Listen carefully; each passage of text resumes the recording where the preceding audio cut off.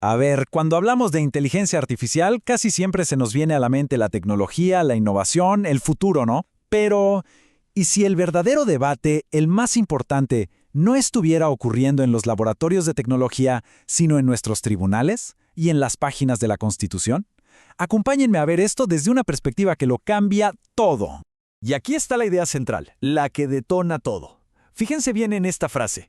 Es que esta afirmación nos obliga a dejar de ver la IA como un simple programa de computadora y empezar a verla como una fuerza que está retando las bases de nuestros derechos fundamentales. Bueno, para entrarle bien a este tema, lo primero es lo primero. Tenemos que entender qué es y sobre todo qué no es la inteligencia artificial desde un punto de vista puramente legal. O sea, hay que quitarle toda la capa de ciencia ficción para ver lo que de verdad importa para el derecho. Y esto de verdad es clave. Como ven, para la ley, un algoritmo no es una persona. No tiene voluntad propia, no tiene intenciones ocultas, no es consciente de lo que hace y por lo tanto no puede ser responsable de nada ni tener derechos. Es una herramienta. Muy potente sí, pero solo eso, una herramienta. El verdadero problema a nivel constitucional empieza porque la forma en que funciona el derecho y la forma en que funciona un algoritmo son como agua y aceite. Son dos mundos con lógicas que chocan de frente, y ese choque tiene consecuencias enormes. Esta es la definición que tenemos que tener en la cabeza. No estamos hablando de una mente artificial, sino de una potentísima calculadora de probabilidades. Una herramienta que agarra muchísimos datos, encuentra patrones y nos da una predicción o una recomendación. Es pura estadística, no es un argumento. Miren, en esta lámina se ve perfecto ese choque.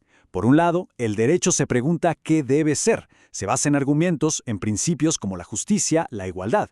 Pero por el otro lado, el algoritmo solo calcula la probabilidad de que algo pase. Busca correlaciones en los datos y su única meta es ser más eficiente. No entiende de justicia, solo de optimización. Y esa búsqueda de eficiencia, basada en datos del pasado, nos lleva al primer gran problema constitucional, la discriminación.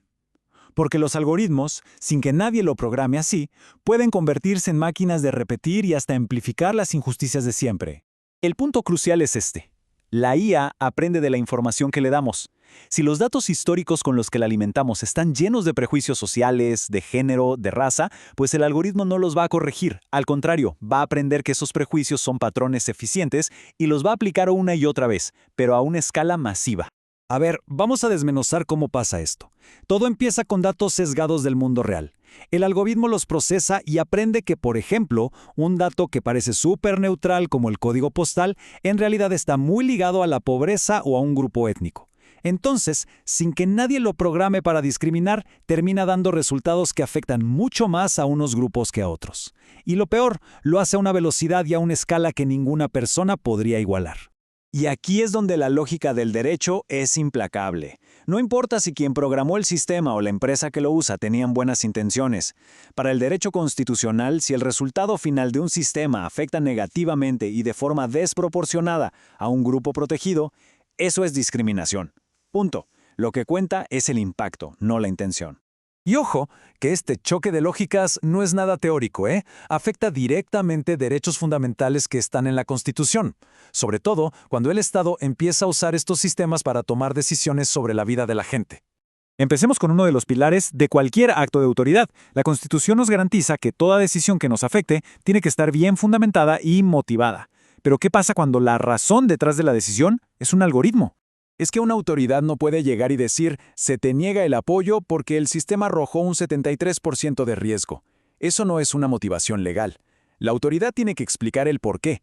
Tiene que construir un argumento que conecte los hechos del caso con las leyes. Delegar esa explicación en una caja negra estadística es básicamente renunciar a su deber constitucional. Bueno, y por si fuera poco, pasemos a otro de hecho clave, el de podernos defender. El debido proceso exige que podamos saber por qué se tomó una decisión en nuestra contra y que tengamos la chance de rebatirla. Esta frase de verdad es lapidaria. Resume el problema a la perfección. Si una decisión se basa en un algoritmo de caja negra, cuya lógica es un secreto, o es tan complicada que ni sus creadores la entienden, ¿cómo nos defendemos? Es que es imposible discutir contra un razonamiento que ni siquiera conocemos. Y la consecuencia final es tremenda.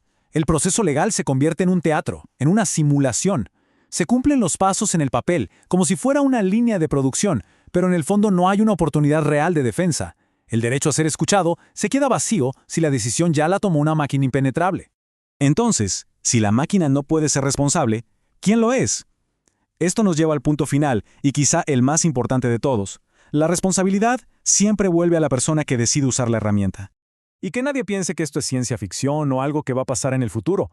Como vemos aquí, estos son sistemas que ya están funcionando hoy en México, afectando la vida de la gente, desde las fotomultas que llegan a casa hasta los sistemas que deciden si una persona recibe o no un programa social. El impacto constitucional ya está aquí. Y este es el mensaje central de todo esto. La discusión no debería ser sobre si las máquinas pueden pensar. El verdadero reto, el de verdad, es que los jueces, los funcionarios, los directivos, que no se escondan detrás del algoritmo. La responsabilidad final de una decisión que afecta a nuestros derechos siempre, pero siempre, tiene que ser humana. Así que cerramos con esta pregunta que en realidad lo resume todo. Si dejamos que estas cajas negras tomen decisiones por nosotros, sin que haya una supervisión y una responsabilidad humana muy clara, no estamos construyendo una utopía tecnológica, estamos creando un vacío legal con consecuencias que pueden ser devastadoras para nuestros derechos. La respuesta a esta pregunta va a definir cómo será la justicia en el siglo XXI.